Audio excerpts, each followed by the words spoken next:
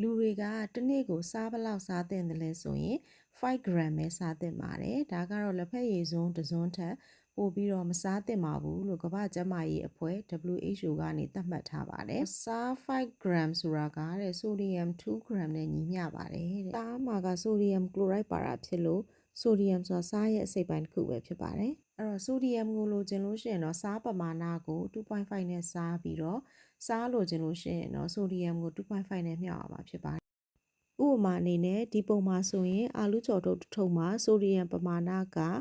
400 mg ပါတယ်ပေါ့နော်အဲ့တော့စားပမာဏကိုလိုချင်တယ်ဆိုရင်ဒီ400 mg ကို2.5နဲ့မျှပါမယ်မျှရင်1000 mg ရတယ်ဆိုလို့ရှိရင်စား1 gram နဲ့ညီမျှပါတယ်ဒီအာလူကျော်ပုံမှာတော့သူက serving per package က2ပါတာဖြစ်တဲ့အတွက်အခုရတဲ့ပမာဏကိုနှစ်နဲ့ထပ်မြောက်အောင်မှာဖြစ်ပါတယ်အဲ့တော့ဒီမှာဆိုရင်စားပမာဏ2 gram ပါတယ်လို့တွက်ရအဲ့တော့ဆိုဒီယမ်က120 mg ထက်နည်းပြီးပါတယ်ဆိုလို့ရှိရင်ဒါကစားပမာဏနည်းတယ်လို့သတ်မှတ်နိုင်တယ်အဲ့တော့ဒီလိုအစားအစာမျိုးကိုရွေးချယ်စားသောက်ခြင်းအပြင်သွေးတိုးယောဂနှလုံးယောဂများဖြစ်ပွားမှုကိုလျှော့ချနိုင်မှာဖြစ်ပါတယ်